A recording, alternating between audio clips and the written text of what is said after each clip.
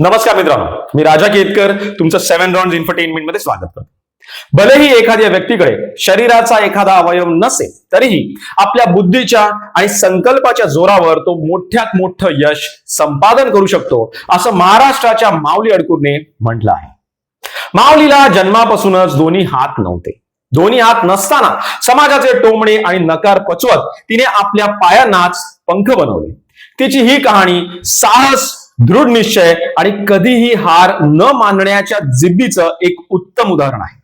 माऊली अडकूर ही महाराष्ट्रातील कोल्हापूर जिल्ह्यात असलेल्या पोर्ले गावची रहिवासी आहे. कोणत्याही कुटुंबासाठी आपल्या घरी जन्माला आलेल्या मुलीची अशी परिस्थिती अत्यंत भावनिक आणि आव्हानात्मक नक्कीच असणार. कारण मुलगी हाताशिवाय जन्माला आल्यामुळे नातेवाईकांना, मित्रपरिवाराला व समाजातील काही लोकांना तिचं भविष्य अंधकारमय वाटत होतं. जेव्हा समाजातील काही लोक तिच्या कुटुंबाला माऊलीपासून सुटका करून घेण्याचा सल्ला देत होते, तेव्हा तिचे वडील आणि तिची आजी तिच्या पाठीशी खंबीरपणे उभे राहिले. तिच्या कुटुंबाने समाजाचा हा दृष्टिकोन बदलला आणि तेही विशेषतः तिच्या आजीने. आजीने केवळ माऊलीच्या संगोपनातच महत्वाची भूमिका बजावली नाही, तर तिला दिव्यांगत्वावर मात करून पुढे जाण्यासाठी, प्रगती करण्यासाठी आणि स्वप्न बघण्यासाठी प्रेरितही केलं. तर तिच्या वडिलांनी हार मानण्याऐवजी प्रत्येक परिस्थितीला, मग जे सिच्युएशन समोर येईल त्याला सामोरं जाण्यास शिकवलं. हात नाही तर काय झालं, माऊलीने आपल्या पायांनाच आपली ताकद बनवली. अगदी लहानपणापासूनच आपल्या या कमतरतेवर रडत बसण्याऐवजी तिने संघर्षाचा मार्ग निवडला आणि स्वावलंबी बनण्याचा निश्चय केला.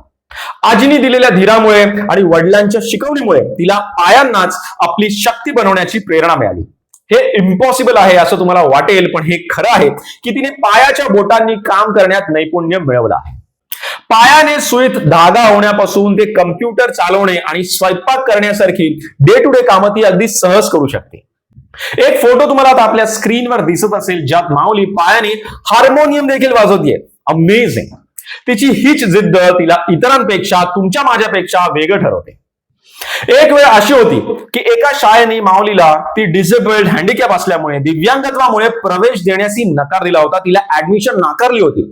अशा कठीण काळात एका शिक्षकाने तिला साथ दिली आणि तिची संपूर्ण जबाबदारी घेतली.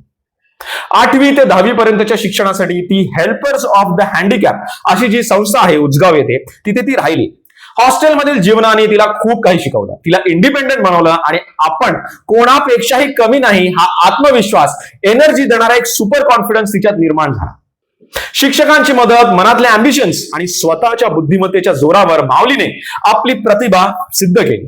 10वीच्या परीक्षेत माऊलीला 75% गुण मिळाले. यामुळे तिची एक वेगळी ओळख निर्माण झाली. 2011 मध्ये माऊलीने गव्हर्नमेंट पॉलिटेक्निक मधून कम्प्युटर डिप्लोमा चांगल्या मार्काने पूर्ण केला. लक्षात घ्या, ती आपल्या पायाने कम्प्युटरचा कीबोर्ड वापरायची. माऊली इथेच थांबली नाही, तर तिने पुढे कॉमर्स मधून ग्रॅज्युएशन पूर्ण केलं. ती बीकॉम झाली. प्रशासकीय सेवेत जाण्याचं माऊलीचं आधीपासूनच स्वप्न होतं.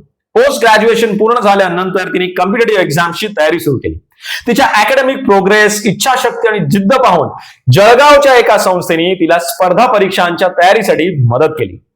कठोर परिश्रम, अहोरात्र मेहनत आणि संघर्षाच्या जोरावर तिने दिव्यांगत्वावर विजय मिळवला आणि बृहन्मुंबई महानगरपालिकेची म्हणजेच बीएमसीची परीक्षा ती उत्तीर्ण झाली. माऊली आज बीएमसी मध्ये असिस्टंट एक्झिक्युटिव्ह ऑफिसर या प्रतिष्ठित पदावर कार्यरत आहे. मात्र ही तर फक्त सुरुवात असून प्रशासकीय सेवेत जाण्याचं आपलं स्वप्न अजून पूर्ण करायचं आहे असं ती म्हणते. सध्या ती महाराष्ट्र लोकसेवा आयोग म्हणजेच MPSC परीक्षेची तयारी करत आहे.